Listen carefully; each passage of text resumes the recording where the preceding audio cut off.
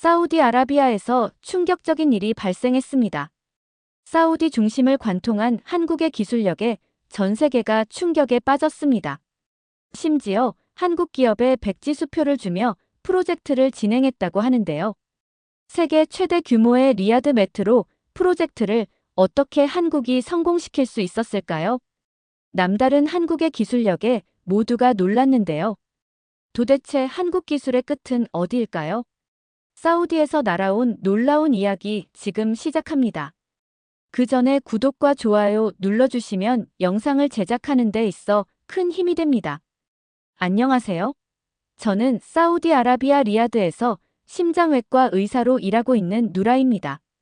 저와 남동생 아흐메드는 어린 시절 교통사고로 부모님을 모두 잃었습니다. 그때부터 서로에게 의지하며 살아왔죠. 저는 의학의 길을 택했고 아흐메드는 공학도가 되었습니다. 우리 둘 다 각자의 분야에서 최선을 다했고 덕분에 저는 리야드 최고의 여성 심장외과 의사가 될 수 있었습니다. 제 동생 아흐메드는 항상 야심차고 도전적이었어요. 그런 동생이 어느 날 흥분한 목소리로 제게 전화를 했습니다. 누나, 좋은 소식이 있어. 내가 리야드 메트로 프로젝트에 참여하게 됐어. 리야드 메트로 프로젝트는 사우디 비전 2030의 핵심 사업으로 우리나라 역사상 가장 큰 도시 인프라 프로젝트였죠. 무려 31조 원이 투입되는 세계 최대 규모의 지하철 건설 사업이었습니다. 축하해. 정말 대단하다. 어느 회사에서 일하게 된 거야?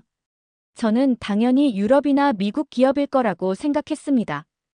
우리나라에서는 대부분의 대형 프로젝트가 서구권 기업들에 맡겨졌으니까요. 한국의 삼성물산이야. 한국 기업들이 컨소시엄을 이루고 있어. 순간 저는 의아했습니다. 한국 기업이라고? 왜 하필 한국 기업이니? 독일이나 프랑스 기업들은 오랫동안 중동에서 검증됐잖아. 아흐메드는 웃으며 말했습니다. 누나, 세상이 많이 바뀌었어. 한국은 이미 전 세계에서 지하철 건설 분야에서 최고로 인정받고 있어. 게다가 우리 정부가 한국 컨소시엄에 백지 수표를 내밀었다고 해. 백지 수표라니? 그게 무슨 말이야? 그만큼 신뢰한다는 뜻이지. 정해진 예산 안에서 최고의 기술력을 보여달라는 우리 정부의 의지야. 솔직히 저는 여전히 회의적이었습니다. 한국은 발전된 나라이긴 하지만 사막 한가운데 지하철을 만드는 것은 전혀 다른 도전이었으니까요. 한국 기업들이 정말 우리 사막에서 세계 최대 규모의 지하철을 만들 수 있을까? 너무 무모한 도전 아닐까? 아흐메드는 자신감에 찬 목소리로 대답했습니다. 내가 직접 확인해 볼 거야. 나는 삼성물산 지하 굴착팀의 사우디 책임자로 일하게 됐어. 그 말을 듣는 순간 제 마음은 복잡해졌습니다. 한편으로는 동생의 성공이 자랑스러웠지만 다른 한편으로는 걱정이 되었죠. 지하 굴착이라니 가장 위험한 작업 중 하나였습니다. 우리 둘은 이미 부모님을 잃었고 서로가 전부였습니다. 동생에게 무슨 일이 생긴다면 저는 감당할 수 없을 것 같았어요. 정말 위험한 일이야. 다른 팀은 없어. 지상에서 일할 수는 없어. 아흐메드는 말했습니다. 누나, 걱정하지 마. 한국 팀은 안전에 정말 철저해. 그리고 이건 내 꿈이야. 우리나라를 바꿀 수 있는 일이라고. 그날 밤, 저는 잠을 이루지 못했습니다. 컴퓨터로 한국의 건설 기술에 대해 검색해봤죠. 서울 지하철, 싱가포르, 인도, 베트남에서의 성공 사례들이 나왔습니다. 인상적이었지만 여전히 의문이 남았습니다. 그 나라들은 사우디처럼 극한의 사막 환경이 아니었으니까요. 한국 기업들이 과연 사막을 뚫을 수 있을까? 이 질문은 제 마음속에 계속 맴돌았습니다. 제가 알지 못했던 것은 이 프로젝트가 단순한 건설 사업이 아니라 우리 가족의 운명을 완전히 바꿔놓을 거라는 사실이었습니다. 그리고 한국과 사우디아라비아 사이에 새로운 역사를 쓰게 될 거라는 것도요. 아흐메드가 삼성물산에서 일을 시작한 지 몇 주가 지났습니다. 처음에는 전화통화도 거의 없었지만 점점 동생의 목소리에서 열정이 느껴졌습니다. 어느 주말, 아흐메드가 저희 집에 놀러 왔을 때 그의 눈빛이 달라져 있었어요. 누나, 한국 사람들 정말 대단해. 일하는 방식이 우리와 완전히 달라. 저는 호기심이 생겼습니다. 어떻게 다른데? 모든 것이 시스템화되어 있어. 아침마다 안전 브리핑으로 하루를 시작하고 모든 작업자가 서로를 점검해. 김도윤 총괄 감독은 전 세계 도시 지하철 건설 경험이 있는데 그에게 배울 게 정말 많아. 아흐메드는 한국 엔지니어들이 얼마나 열심히 아랍어를 배우는지, 현지 문화를 존중하는지에 대해 이야기했습니다. 그들은 사우디 직원들과 함께 식사를 하며 서로의 문화를 배우려고 노력했다고 해요. 이런 모습은 과거 서구 기업들과는 확실히 달랐습니다. 저는 여전히 의구심이 있었습니다. 하지만 한국은 사막 환경에서의 경험이 부족하잖아. 그런 환경에서 지하철을 만들어 본 적이 없을 텐데. 아흐메드가 웃으며 말했습니다. 그래서 더 치밀하게 준비해. 그들은 자신들의 경험 부족을 인정하고 그것을 극복하기 위해 2배로 노력해. 한국 팀은 사우디 지질학자들과 함께 연구하고 모든 가능한 위험 요소를 미리 분석하고 있어.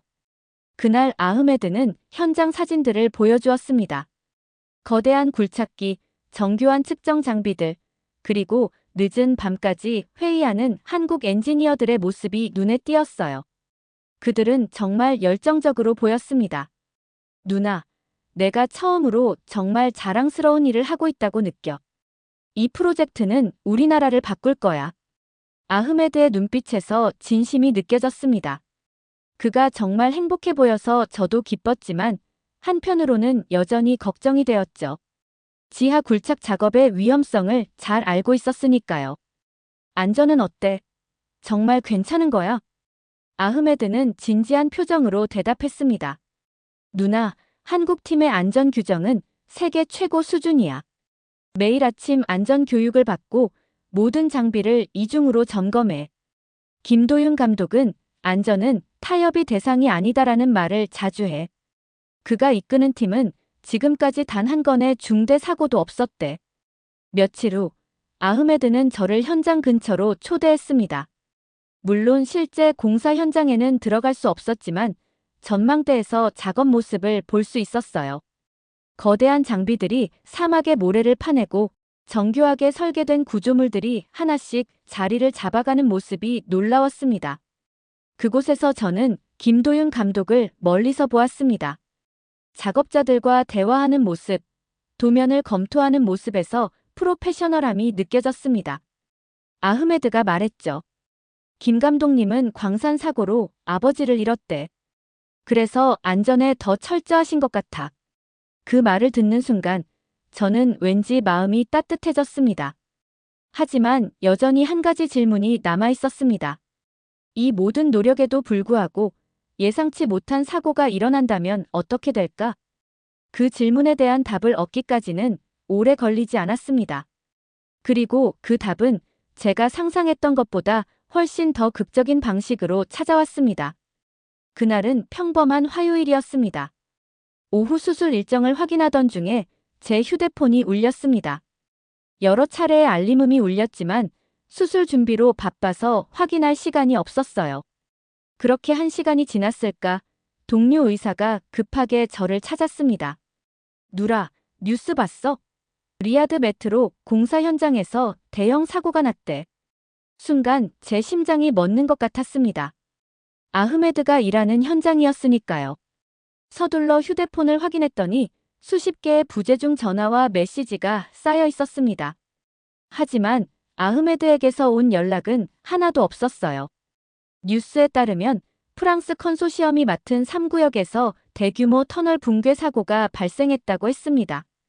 현재까지 20명 이상의 작업자가 매몰된 것으로 추정된다는 내용이었죠. 즉시 아흐메드에게 전화를 걸었지만 연결되지 않았습니다. 진정의 누라 아흐메드는 한국 팀에서 일하잖아. 사고가 난 곳은 프랑스 구간이래. 동료의 말에 잠시 안도했지만 여전히 불안했습니다.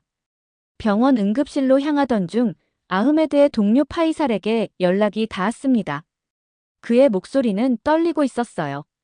누라 씨, 아흐메드가 오늘 아침 프랑스 구간에 파견됐어요. 그 말을 듣는 순간 다리에 힘이 빠졌습니다. 병원 복도 의자에 주저앉았죠. 아흐메드가 거기 있었다고요? 네, 저희도 지금 상황을 파악 중이에요. 김도윤 감독님이 직접 현장으로 가셨어요. 저는 즉시 사고 현장으로 향했습니다. 현장 주변은 이미 통제되어 있었고 수많은 구급차와 소방차, 경찰차가 모여 있었습니다.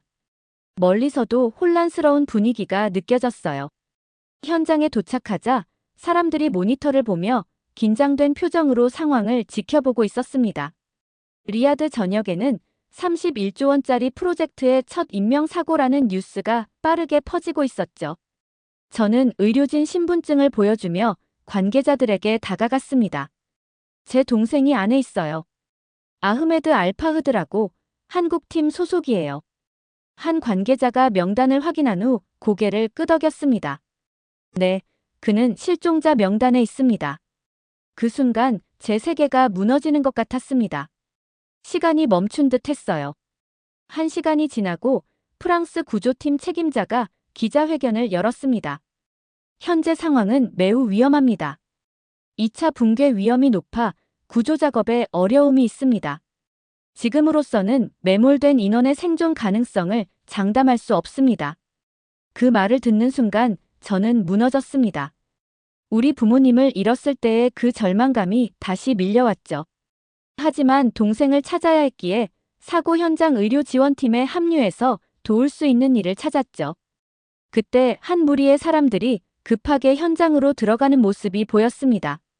그들은 한국 엔지니어들이었고 그 중심에는 김도윤 감독이 있었습니다. 사우디 정부 관계자들과 열띤 논의를 하는 모습이 보였죠. 프랑스 팀이 구조를 포기하려는 그 순간 한국 팀이 움직이기 시작했습니다. 그리고 그것이 바로 기적의 시작이었습니다. 현장 분위기는 시간이 갈수록 무거워졌습니다. 프랑스 컨소시엄의 책임자가 다시 나타나 공식 발표를 했습니다. 현장 안전 전문가들의 분석 결과 2차 붕괴 위험이 매우 높습니다. 무리한 구조 작업은 더 큰 인명 피해를 초래할 수 있어 구조 작업을 잠정 중단합니다. 그 말을 들은 가족들과 동료들은 비명을 지르며 오열했습니다. 저도 다리에 힘이 풀려 주저앉을 뻔했죠. 사우디 정부 관계자들은 당혹감에 빠진 듯 했습니다. 이런 비극이 일어나다니, 그것도 구조조차 못한다니 받아들이기 힘든 현실이었습니다. 그 순간 김도윤 감독과 한국 엔지니어들이 긴급 회의를 하는 모습이 보였습니다. 저는 본능적으로 그들 쪽으로 향했습니다. 가까이 다가가니 한국어와 영어가 섞인 대화가 들렸어요. 우리가 개발한 지하 재난 구조 시스템을 가동합시다. 시간이 없어요.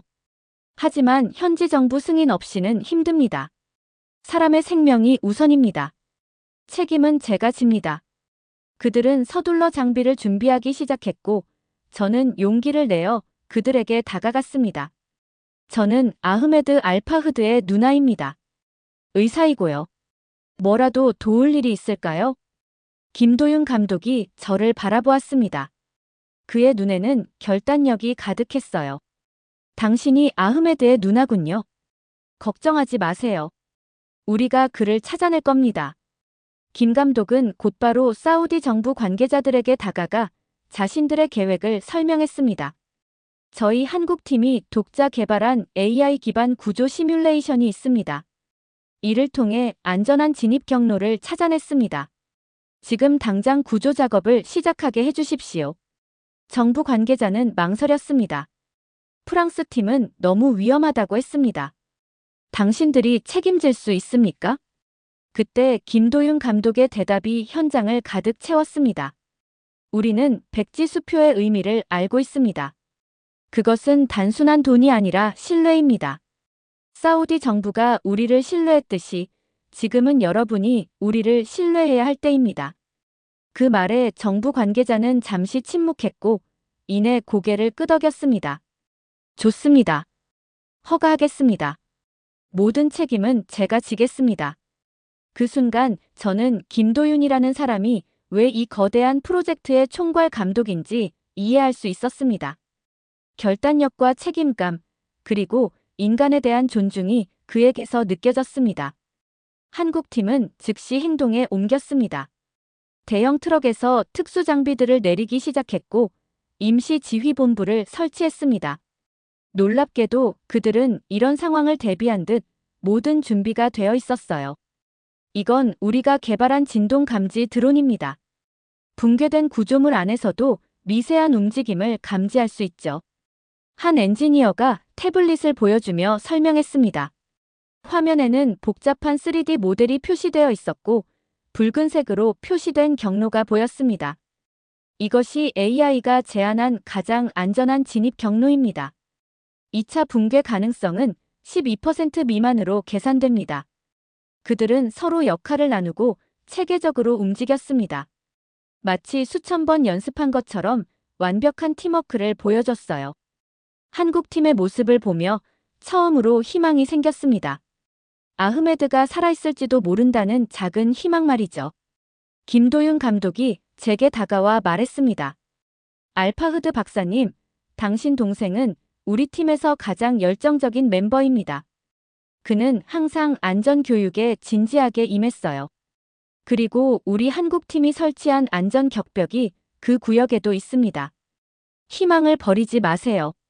그의 말에 저는 눈물을 참을 수 없었습니다. 고맙습니다. 정말 고맙습니다. 구조 작업이 시작되었고 사막의 밤은 깊어갔습니다. 하지만 한국팀의 눈빛에서는 지친 기색이 보이지 않았습니다. 그들의 단호함과 전문성을 보며 저는 처음으로 백지수표의 진정한 의미를 이해하게 되었습니다. 그것은 단순한 돈이 아니라 사람을 믿는 힘이었습니다. 밤은 깊어갔지만 구조 현장은 밝게 빛나고 있었습니다. 그들의 구조작전은 정밀한 시계처럼 움직이고 있었습니다. 첨단 장비들이 차례로 투입되었습니다. 먼저 특수 개발된 진동 감지 드론이 붕괴된 터널 안으로 들어갔습니다. 이 드론은 인간의 심장 박동까지 감지할 수 있다고 했어요. 동시에 열감지 장비도 가동되었습니다. 사막의 밤은 춥기 때문에 인체의 열기를 쉽게 구분할 수 있다는 설명이었죠. 김도윤 감독은 지휘본부에서 모든 데이터를 실시간으로 분석하고 있었습니다. 그의 집중력은 놀라웠어요. 한시도 자리를 뜨지 않고 모든 상황을 주시했습니다. 여기 미약한 진동 신호가 잡혔습니다. 한 엔지니어가 외쳤습니다. 모두의 시선이 모니터로 향했습니다. 화면에는 희미한 적색점이 깜빡이고 있었습니다. 생명의 신호였습니다. 위치 확인됐습니다. 붕괴 지점에서 북동쪽으로 약 17m 지점입니다. 김도윤 감독은 즉시 결정을 내렸습니다. 제1구조팀 준비하세요. 진입 경로는 비루트로 합니다. 구조대원들이 특수 보호 장비를 착용하고 터널로 향했습니다. 저는 의사로서 현장 의료 지원팀에 합류해 만약의 상황에 대비했죠. 심장이 너무 빨리 뛰어 숨이 가빴습니다. 아흐메드가 그 신호의 주인공일까요? 아니면 다른 누군가일까요? 모든 생명이 소중했지만 제 동생이기를 간절히 바랐습니다. 시간이 더디게 흘렀습니다. 구조팀이 진입한 지 40분이 지났을 때 무전기에서 소리가 들렸습니다. 생존자 발견했습니다. 3명입니다. 의식은 있으나 탈수 상태입니다. 현장에 있던 모든 사람들이 환호했습니다. 하지만 저는 여전히 불안했습니다. 그 중에 아흐메드가 있는지 알 수 없었으니까요. 첫 번째 생존자가 들것에 실려 나왔을 때 그것은 프랑스 기술자였습니다. 두 번째도 마찬가지였죠. 세 번째는 사우디 작업자였지만 아흐메드는 아니었습니다. 생존자들은 즉시 응급 처치를 받았습니다. 기적적으로 구조된 작업자 하나가 제게 중요한 정보를 주었습니다. 더 안쪽에 사람들이 있어요. 한국팀이 설치한 안전 격벽 덕분에 일부 구역은 완전히 무너지지 않았어요. 아흐메드는 우리에게 한국식 안전 대피 요령을 알려줬어요. 그의 말에 희망이 솟았습니다. 구조팀은 더 깊숙이 들어갔고 2시간 후에 추가로 5명의 생존자가 구조되었습니다. 하지만 여전히 아흐메드는 보이지 않았습니다. 새벽이 밝아올 무렵 구조팀이 무전을 보냈습니다. 마지막 생존자 1명 발견했습니다. 상태가 위급합니다. 의식이 없습니다. 신속히 이송하겠습니다. 저는 긴장된 마음으로 기다렸습니다. 들것이 터널 입구에 나타났을 때 그 위에 누워있는 사람은 바로 제 동생 아흐메드였습니다. 그의 얼굴은 창백했고 몸은 먼지와 흙으로 뒤덮여 있었습니다. 저는 달려가 동생의 상태를 확인했습니다. 맥박은 매우 약했고 호흡도 불규칙했습니다. 의사로서 보았을 때 상태는 매우 위중했습니다. 이송 도중 한 구조대원이 알려주었습니다. 그는 다른 작업자를 보호하려다 부상을 입은 것 같습니다. 가장 위험한 곳에서 발견됐습니다. 리야드 전역의 시민들이 구조 작업 소식에 모여들었고 아흐메드가 들것에 실려 나오는 순간 환호성이 울려 퍼졌습니다. 하지만 저는 알고 있었습니다. 이것은 시작에 불과했고 진짜 싸움은 이제부터라는 것을요. 아흐메드를 병원으로 급히 이송하는 동안 김도윤 감독이 제게 다가와 말했습니다. 당신 동생은 영웅입니다. 그는 동료들에게 우리가 가르친 대피 요령을 알려주었고 마지막까지 그들을 도왔다고 합니다. 저는 눈물을 흘리며 고개를 끄덕였습니다. 감사합니다. 정말 감사합니다. 김 감독은 담담하게 대답했습니다. 우리는 그저 우리의 일을 했을 뿐입니다. 이제 당신의 차례입니다. 의사 선생님. 그 말을 듣고 저는 결심했습니다. 어떤 일이 있어도 아흐메드를 살려내겠다고요. 저는 앰뷸런스에 올라 동생의 손을 꼭 잡았습니다. 병원 응급실로 아흐메드가 실려 들어왔을 때 모든 의료진이 긴장했습니다. 저는 가족이라 직접 처치할 수 없었지만 의사로서 상황을 정확히 파악할 수 있었습니다. 아흐메드의 상태는 심각했습니다. 다발성 외상에 내부 출혈 징후가 보였고 산소 포화도는 계속 떨어지고 있었습니다.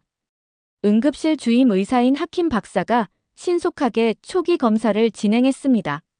저는 대기실에서 초조하게 기다렸습니다. 평소라면 차분하게 대처할 수 있었겠지만 환자가 제 동생이라는 사실이 저를 무력하게 만들었습니다. 살리고 싶어도 제가 직접 나설 수 없다는 사실이 괴로웠습니다. 30분 후 하킴 박사가 심각한 표정으로 나왔습니다. 내부 출혈이 심각합니다. 즉시 수술이 필요해요. 아흐메드는 곧바로 수술실로 이송되었습니다. 저는 수술실 앞 복도에서 기다렸습니다.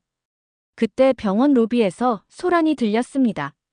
여러 명의 한국인들이 급하게 들어오는 모습이 보였어요. 그 중에는 김도윤 감독도 있었습니다. 누라 박사님, 도와드릴 게 있나요? 김 감독이 물었습니다. 수술 중이에요. 지금은 기다리는 것밖에는 없어요. 제 목소리가 떨렸습니다. 그때 한 한국인 여성이 앞으로 나섰습니다.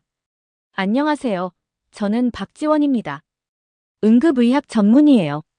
한국에서 온 의료지원팀입니다. 저는 의아했습니다. 한국 의료팀이요?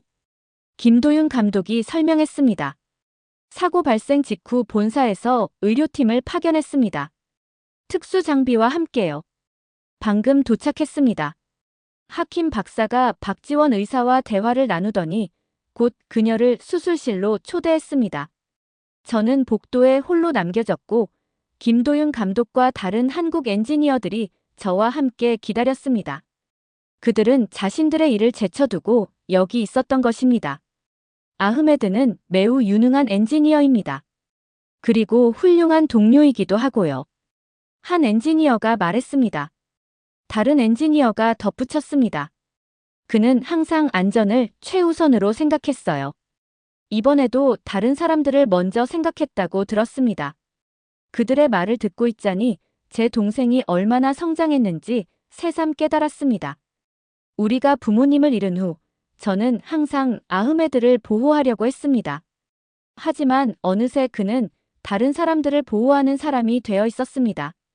2시간이 지났을 때 갑자기 병원 방송이 울렸습니다. 코드 블루, 코드 블루. 코드 블루는 심정지 상황을 의미했습니다. 3번 수술실은 아흐메드가 있는 곳이었습니다. 제 심장이 멎는 것 같았습니다. 다리에 힘이 풀려 주저앉았고 김도윤 감독이 저를 부축했습니다. 또 30분이 지났을 때 하킴 박사와 박지원 의사가 함께 나왔습니다. 두 사람 모두 땀에 젖어 있었습니다. 하킴 박사의 표정은 무거웠습니다. 아흐메드는 수술 중 심정지가 발생했습니다. 그의 말을 박지원 의사가 이어받았습니다. 우리는 한국에서 개발된 새로운 심폐소생술과 특수 장비를 사용했습니다. 순간 침묵이 흘렀습니다. 제 심장이 요동쳤습니다. 심장이 다시 뛰기 시작했습니다. 그 순간 저는 무너지듯 눈물을 쏟았습니다. 모든 긴장과 두려움이 한꺼번에 흘러나왔습니다. 감사합니다. 정말 감사합니다. 하킴 박사가 상세하게 설명했습니다. 아직 안심할 수는 없습니다. 중환자실에서 면밀히 관찰해야 합니다. 하지만 박 의사가 가져온 장비 덕분에 우리는 골든타임을 놓치지 않았습니다. 박지원 의사가 덧붙였습니다. 한국에서는 이런 외상 후 심정지 상황에 대비한 프로토콜을 개발했어요. 특히 건설 현장에서의 사고를 대비한 것이죠. 나중에 알게 되었지만 한국 팀은 이번 프로젝트를 위해 특별 응급 의료 시스템까지 준비해 놓았던 것입니다. 그들은 단순히 지하철을 짓는 것이 아니라 모든 위험 상황에 대비하고 있었습니다. 그날 밤 저는 중환자실 창문 너머로 아흐메드를 지켜보았습니다. 그의 가슴이 오르내리는 것만으로도 감사했습니다. 한국 의료팀과 사우디 의사들이 함께 협력하는 모습을 보며 저는 문화와 국가를 넘어선 의학의 보편성을 느꼈습니다. 김도윤 감독이 제 옆에 서서 말했습니다. 우리는 할 수 있는 모든 것을 다 했습니다. 이제 아흐메드가 얼마나 강한지 지켜볼 차례입니다. 다음 며칠은 기적의 연속이었습니다.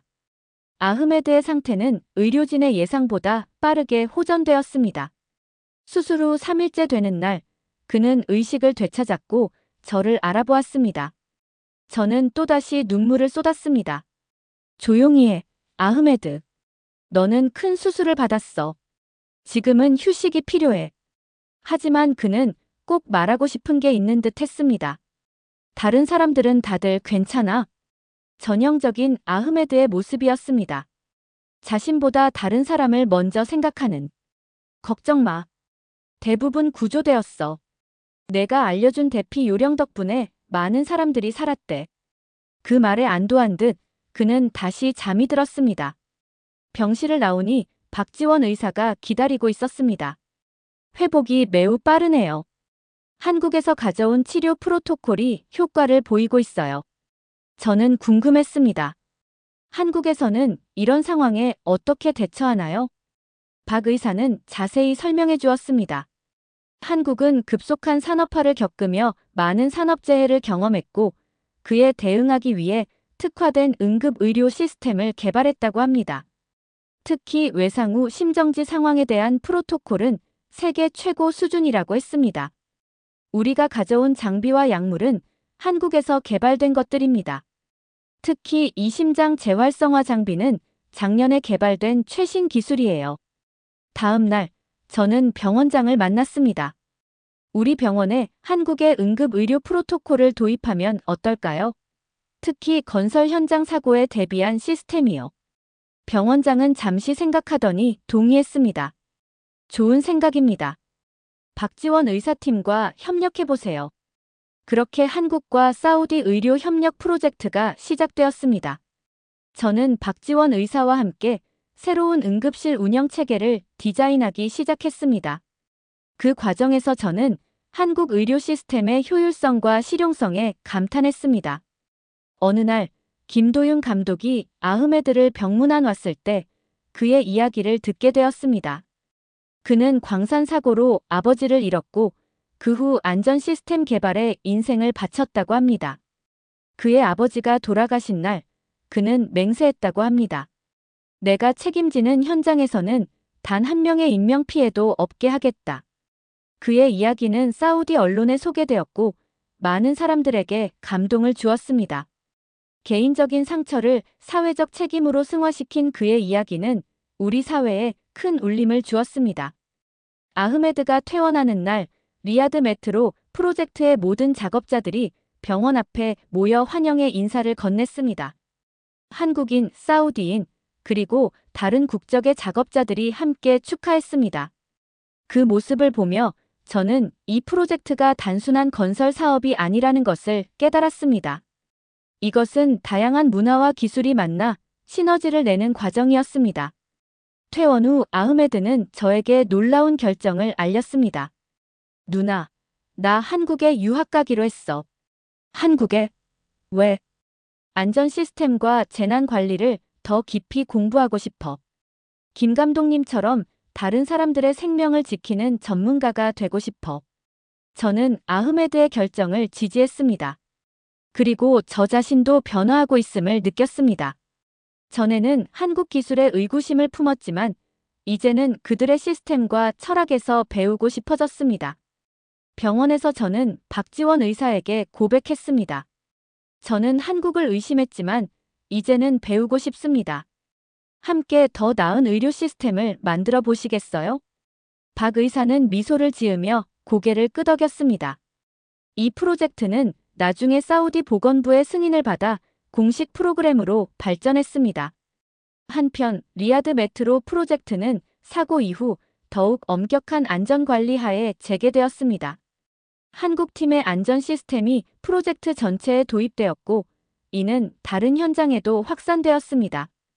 김도윤 감독의 안전은 타협의 대상이 아니다라는 말은 모든 건설 현장의 슬로건이 되었습니다. 제 인생에서 가장 어두웠던 순간이 오히려 새로운 가능성을 열어주었습니다. 한국과 사우디의 협력은 지하철 건설을 넘어 의료, 안전, 그리고 인적 교류의 영역으로 확장되었습니다. 그리고 그 중심에는 서로에 대한 신뢰와 존중이 있었습니다. 3년 후 드디어 31조 원 프로젝트의 완성을 축하하는 리야드 메트로 개통식이 열렸습니다. 화려한 행사장에는 사우디 왕실 인사들과 정부 관계자들, 그리고 프로젝트에 참여한 모든 국가의 대표들이 모였습니다. 저는 의료진 대표로 초대받았고 아흐메드는 한국에서 유학을 마치고 돌아와 행사에 참석했습니다. 개통식장은 축제 분위기였습니다. 사우디 전통 음악과 현대적인 퍼포먼스가 어우러졌고 대형 스크린에는 프로젝트의 전 과정이 영상으로 상영되었습니다. 그 중에는 3년 전 붕괴 사고와 구조 작업의 모습도 있었습니다. 그 장면을 보며 저는 그때의 감정이 다시 떠올랐습니다. 왕실 인사의 연설 후 특별 공로자에 대한 시상식이 있었습니다. 놀랍게도 김도윤 감독과 함께 아흐메드의 이름도 호명되었습니다. 아흐메드는 붕괴 사고 당시 동료들의 생명을 구한 공로와 이후 한국과 사우디 간의 기술 교류에 기여한 공로를 인정받은 것입니다. 시상식 후 우리는 첫 운행을 시작하는 메트로에 탑승했습니다. 깨끗하고 현대적인 지하철은 리야드의 새로운 상징이 되었습니다. 사막의 모래바람을 피해 쾌적하게 이동할 수 있는 새로운 교통수단이 생긴 것이죠. 열차가 움직이기 시작하자 아흐메드가 제 손을 꼭 잡았습니다. 창밖으로 보이는 역사는 밝고 웅장했습니다. 그리고 각 역사마다 특별한 디자인 요소가 있었어요. 특히 사고가 있었던 구간의 역사에는 특별한 기념 공간이 마련되어 있었습니다. 이 지하철은 한국 기술로 생명을 구한 곳이에요. 한 아버지가 어린 아들에게 설명하는 소리가 들렸습니다. 사막 한가운데 이런 멋진 지하철을 만든 것도 대단하지만 더 중요한 건 위험한 순간에 포기하지 않고 사람들을 구한 거란다. 그 말을 들으며 제 눈에 다시 눈물이 고였습니다. 정말 그랬습니다. 이 지하철은 단순한 교통수단이 아니라 국가 간 신뢰와 협력의 상징이었습니다. 열차가 다음 역에 도착했을 때 놀라운 광경을 목격했습니다. 역사 한쪽 벽면에는 사고 생존자들과 구조대원들의 이름이 새겨진 기념벽이 설치되어 있었습니다. 그리고 그 옆에는 한글과 아랍어로 신뢰가 만든 기적이라는 문구가 빛나고 있었습니다. 역에 내려 기념벽을 자세히 살펴보니 거기에는 작은 태블릿이 설치되어 있었습니다. 버튼을 누르면 사고와 구조 과정, 그리고 그 이후의 변화에 대한 이야기가 영상으로 나왔습니다. 그 영상 속에는 제 동생 아흐메드의 인터뷰도 포함되어 있었습니다. 한국 기술자들에게서 배운 것은 단순한 건설 기술이 아니었습니다. 그것은 인간 생명에 대한 존중과 책임감이었습니다. 그들은 백지수표의 진정한 의미를 보여줬습니다. 행사가 끝난 후 아흐메드는 저에게 자신의 계획을 더 자세히 설명했습니다. 한국에서 유학하는 동안 그는 안전 시스템 전문가가 되기로 결심했고, 그가 배운 기술을 사우디에 적용하기 위한 회사를 설립할 계획이었습니다. 누나, 나 취업 제안도 받았어. 삼성물산에서. 정말 축하해. 하지만 난 우리나라에서 일하고 싶어. 한국에서 배운 것을 여기에 적용하고 싶어. 저 역시 그에게 제 계획을 이야기했습니다. 박지원 의사와 함께 중동아시아 응급의료 허브를 설립하는 프로젝트가 승인되었고 내년부터 본격적으로 시작된다는 내용이었습니다. 우리 둘 다 새로운 시작을 앞두고 있네. 아흐메드가 웃으며 말했습니다. 집으로 돌아가는 길, 우리는 리야드의 밤하늘을 바라보았습니다. 도시의 스카이라인은 변화하고 있었고 그 변화의 중심에는 리야드 메트로가 있었습니다. 31조 원이라는 거대한 투자가 만들어낸 변화는 물리적인 것을 넘어 사람들의 마음과 인식까지 바꾸고 있었습니다. 저는 3년 전 한국 기업에 의구심을 품었던 제 자신을 떠올렸습니다. 왜 하필 한국 기업이니? 라고 물었던 그때 저는 한국의 기술력과 정신을 알지 못했습니다. 하지만 이제는 알게 되었습니다. 그들의 강점은 단순한 기술이 아니라 그 기술을 사람을 위해 사용하는 마음가짐이었습니다. 오늘날 리야드 메트로는 중동에서 가장 현대적이고 안전한 교통 시스템으로 인정받고 있습니다. 그리고 이 프로젝트를 통해 시작된 한국과 사우디 협력은 다양한 분야로 확대되었습니다. 의료, 교육, 문화 교류 등 많은 영역에서 두 나라의 파트너십이 깊어지고 있습니다. 백지수표의 의미는 단순한 돈이 아니었습니다. 그것은 신뢰였고 그 신뢰는 기적을 만들어냈습니다. 제 동생의 생명을 구했고 많은 사람들의 삶을 변화시켰습니다. 그리고 지금도 그 변화는 계속되고 있습니다. 메트로 역사에 새겨진 신뢰가 만든 기적이라는 문구처럼 우리의 이야기는 국경을 넘어 서로를 신뢰할 때 어떤 기적이 일어날 수 있는지를 보여주는 증거가 되었습니다. 오늘의 이야기 어떠셨나요? 여러분의 생각이나 경험을 댓글에 남겨주세요. 이 영상이 마음에 드셨다면 구독과 좋아요 부탁드릴게요. 다음 영상에서 만나요. 감사합니다.